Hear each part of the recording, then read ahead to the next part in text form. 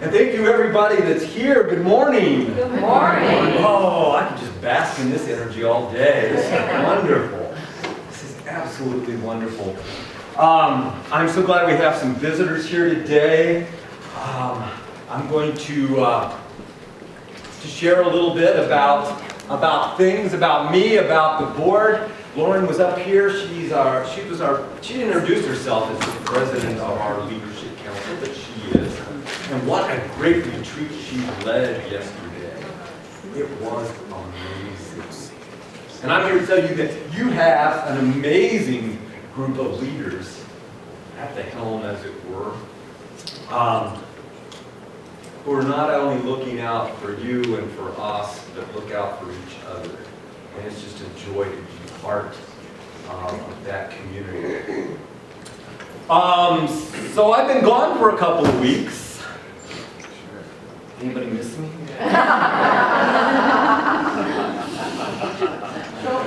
hurts just a little bit when you have to ask.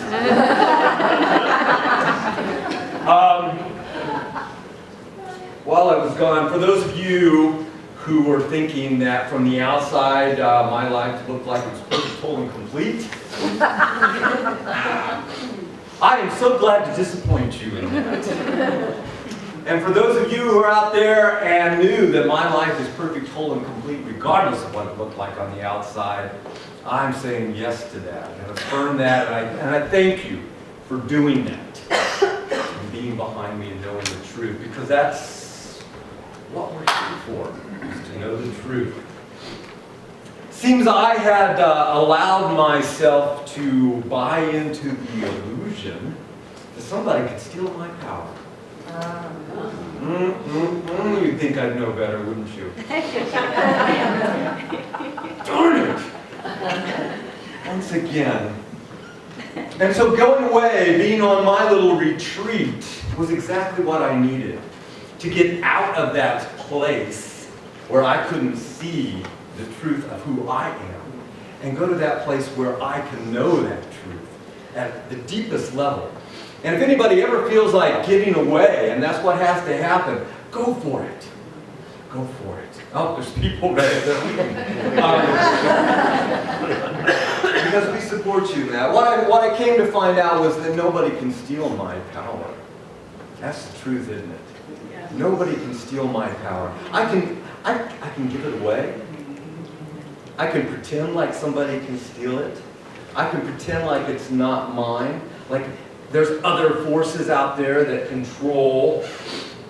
That's not the truth. It's not the truth for me, and it's not the truth for you. And so I came back here today, and I'm so glad to be back, and stand here as a man of power. And what I know for me, I know for each person in this room. Because I know that each man and woman in this room is a man or woman of power.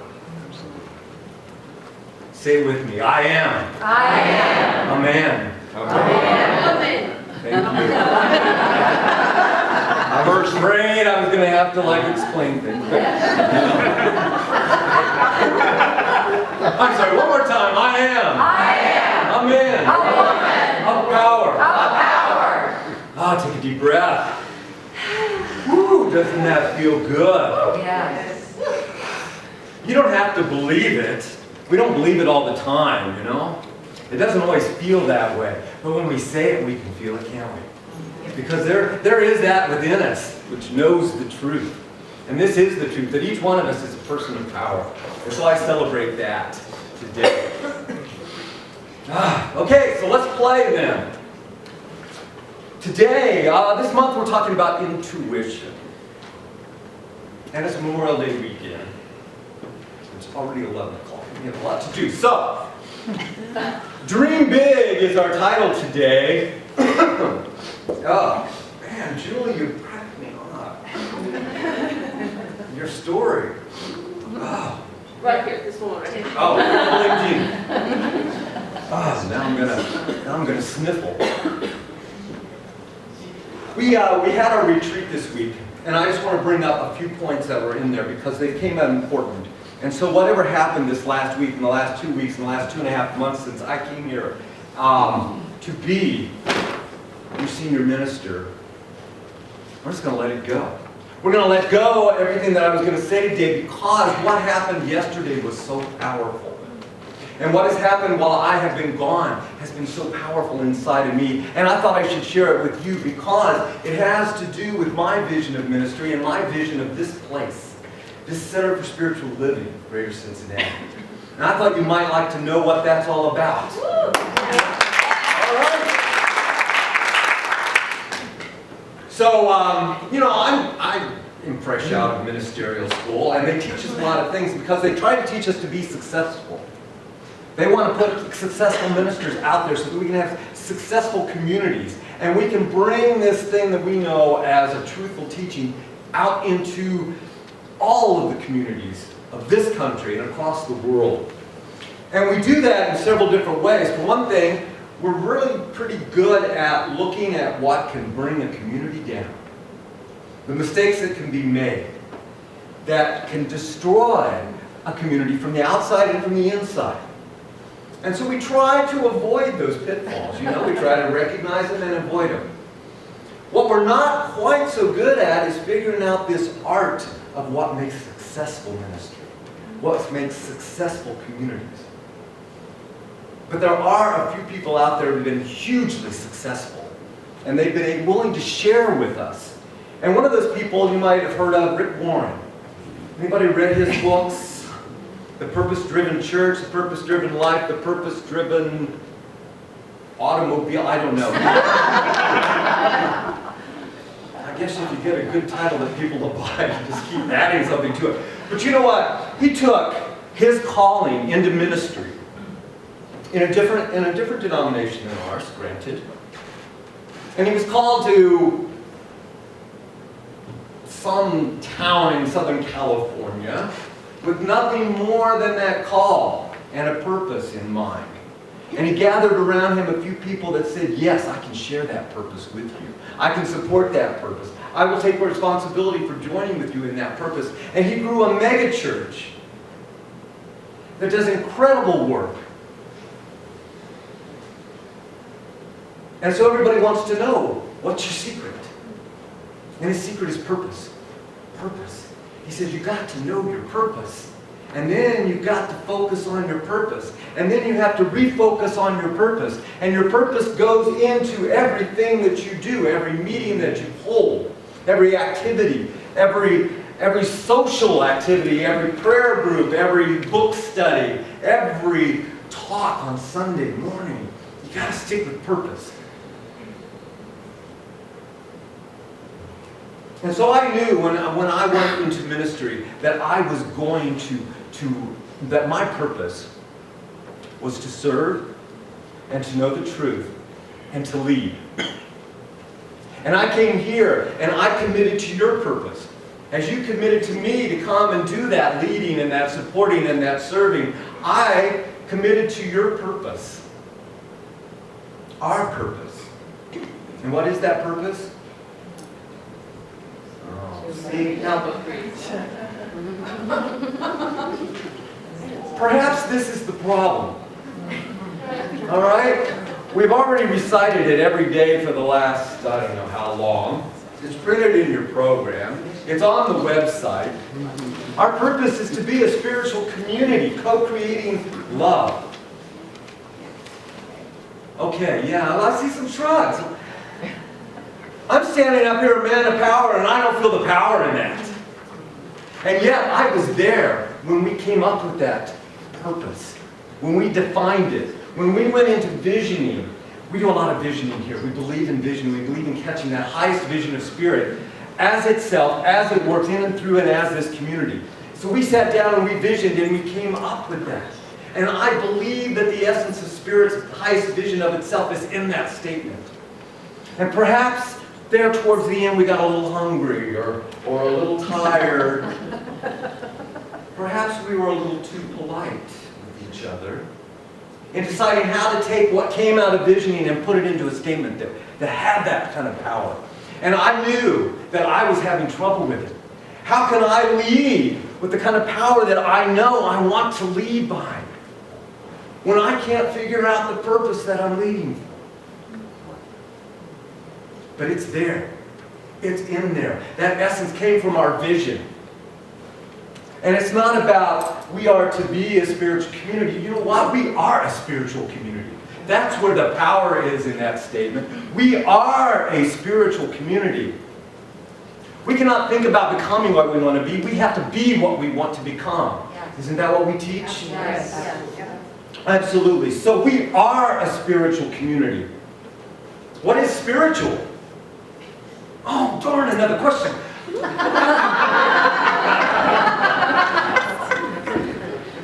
I'll count to 5. Anybody that wants to? No. Okay. Okay, spirituality is nothing more or less than discovering, uncovering, revealing the truth. Okay? The truth of who we are. And spirituality is a very personal thing. It's a very individualized thing. That's one of our core beliefs, isn't it? God is personal to anyone that feels the indwelling presence. Oh, God is personal to anybody that feels the indwelling presence. How does that feel? Can you feel that? That's the truth. So it's an individual feeling, this spirituality thing that we all come together for. How do we do that in community? If it's personal, do you need community to do it? Do you need community to know who you are? What God is? What it means to be a divine being in form on this planet? Two people are pretty sure that they need that. I would say it's not required, but I'm saying it's very helpful. It's awesome. So we do it in community. And what is community then? Julie spoke of it. Union. Communion with. It's something, there's a catalyst that brings people together. And it's a choice. You choose what community you're in. You choose whether to stay in that community. Julie talked about a community of Marines.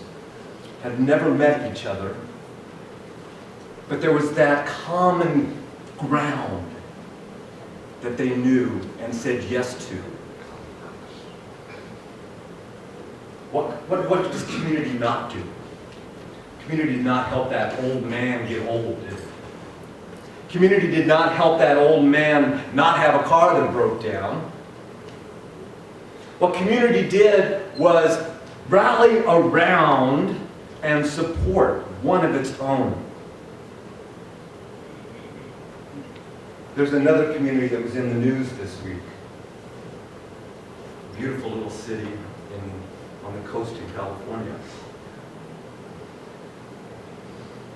Santa Barbara.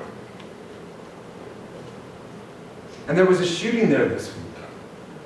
Another senseless shooting. And what's in the news? Who's to blame? The police did not do enough. The parents did not do enough. These gun mongers. All this talk about gun control and we don't do anything about it. There's somebody to blame for the deaths. Somebody to blame for the grief. Somebody to blame for the sorrow. No doubt there is. But what we are is we are spiritual community. Is that right? Yeah. There is a difference between spiritual community and other kinds of community. It is ours to know the truth about people, to know the truth about situations, and not to go into blame. Anybody here ever make a mistake? No. Make an error? No. I'm guessing there's people here that have even sinned. Sin! I will say it. I will say it. And ours is not to go about telling you about your mistakes and your sin. Ours is to know the truth behind that you are perfect, whole, and complete, here and now. And so community becomes a place not where we do not make mistakes, not where we do not err, not where we do not even sin. Spiritual community is not about that. Spiritual community is about knowing the truth and celebrating you and me even when we fall down.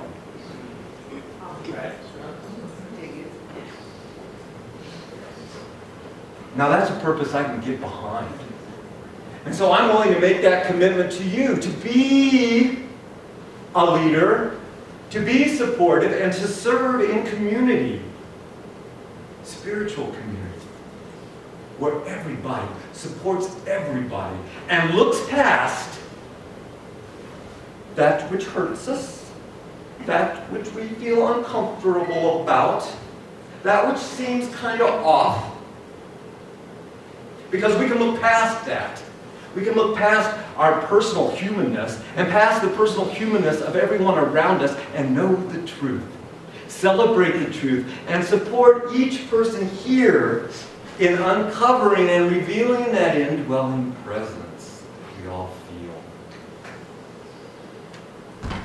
That's what community does. People that are new here, you don't realize it, but there's a couple of people that are missing today, and it's kind of conspicuous. Our founding minister, Reverend Linda, is not here. Her husband, Bill, is not here.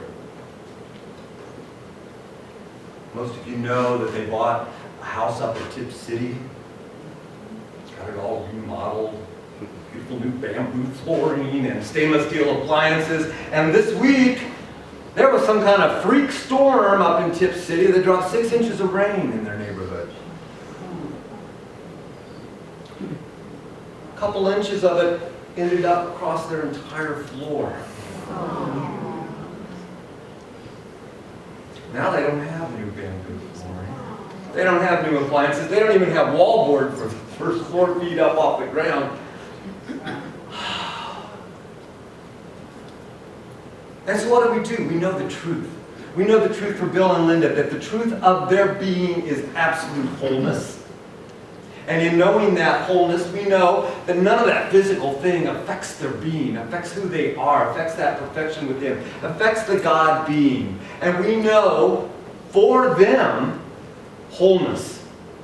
That's the quality of God we know for them. Wholeness. And we know that that wholeness is being established in what they reveal in their lives.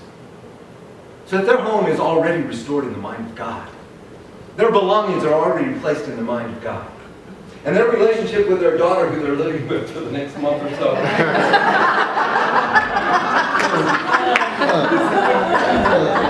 with the 2 cats, is already restored in the mind of God. There's a couple more people. Helen and Paul. Paul's the vice president of our leadership council. Paul went to the hospital this week in a very serious condition that required those paddle things to restart his heart. Had a procedure done to put some kind of a machine inside of his heart that is going to keep that from happening again. He came to the hospital in a very weakened state. But you'll be happy to know he came there in a Paul state. The emergency room nurse told Helen, she said, I knew he was going to be okay, because he never shut up.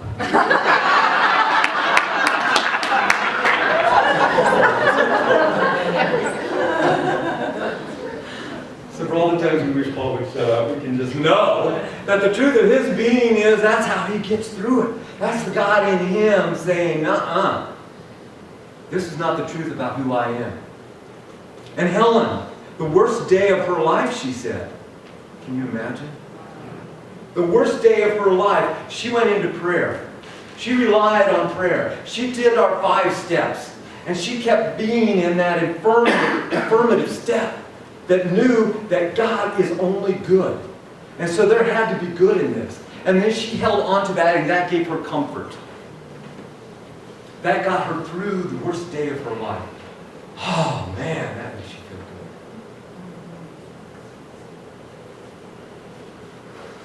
good. So people in our community need us.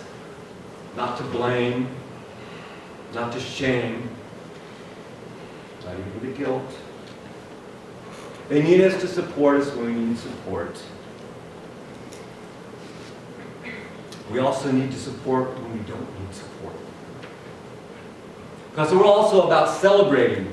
Not only are we willing to look past the appearances that do not reflect the perfection within, we are willing to celebrate when that outer life, the physicalness of our being and our experience absolutely reflects what's on the inside. Oh, that's called affirmation. And that's a good thing. We sang a couple songs today by a man named Cliff Rubin. A man that joined our community how long ago? A little over a year. It seems much longer. In a good way again.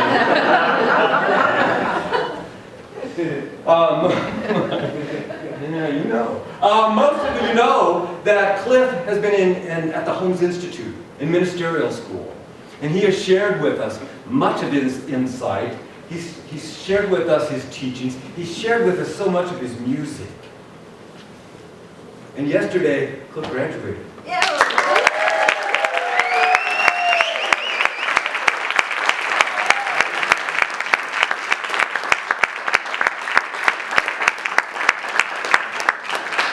Amen to that. And in August, he will go and do his final panels, and he will be licensed as a minister for Centers for Spiritual Living. Yeah. Yes. Yeah. Wow. Meanwhile, he's going to move away from us. See, okay, let's celebrate that because it is a good thing. He's taking his light in this world, and Cliff, will you come up and tell us about that? Welcome him up.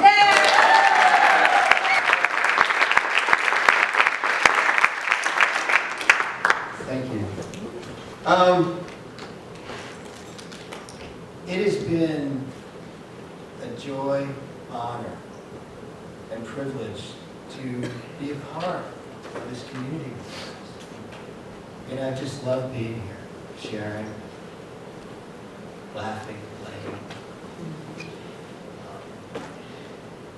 It's been a real important year for me, being the last year of school, and a lot of transformation for me and change. Having a community and folks like you to commune with has meant the world to me and got me through what turned out to be a pretty rough time for me. And coming out of it has just been brilliant. As some of you know, I've started an online ministry, the Virtual Center for Spiritual Living. We started with a Wednesday evening service. Turns out we're now doing a Wednesday afternoon service because we have folks in South Africa, England, and Germany.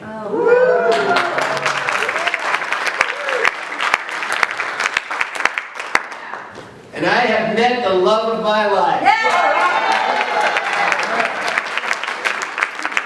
I've met an amazing woman who has taken my heart and soul and awe in a way that I actually did not expect in this lifetime. Good for you, Cliff. And so I will miss you all.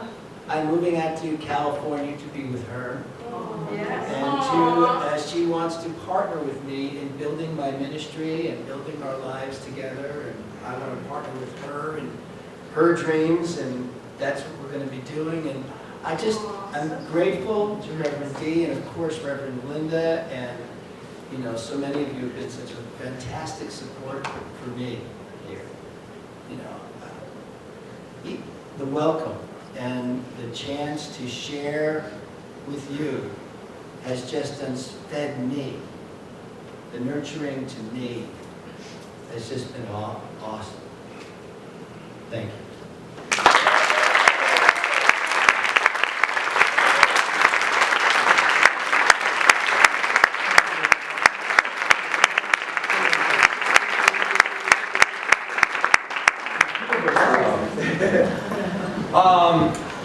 Julie was saying earlier that what we do here is pray. And so one of the things we like to do is do a prayer chamber. And so we're going to do a prayer chamber today. I'll ask the practitioners to stand around the room. We've got a target for our prayer today. We're gonna pray Cliff into his ministry, into his next step, into the love of his life.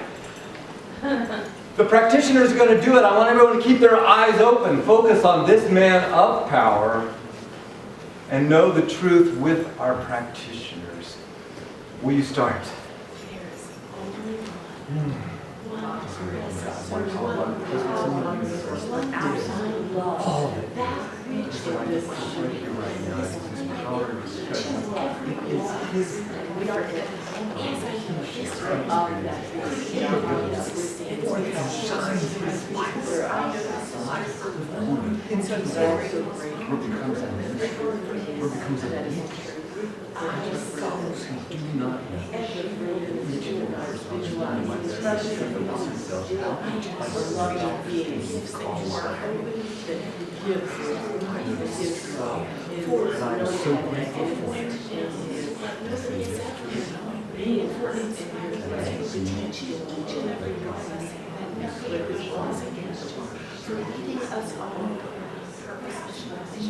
I pray for joy and happiness. I pray for Cliff love always. I declare this gift magnificent. And so I celebrate and I praise this for cares so much. That it is already done. And I know for Cliff all that he desires. All of us.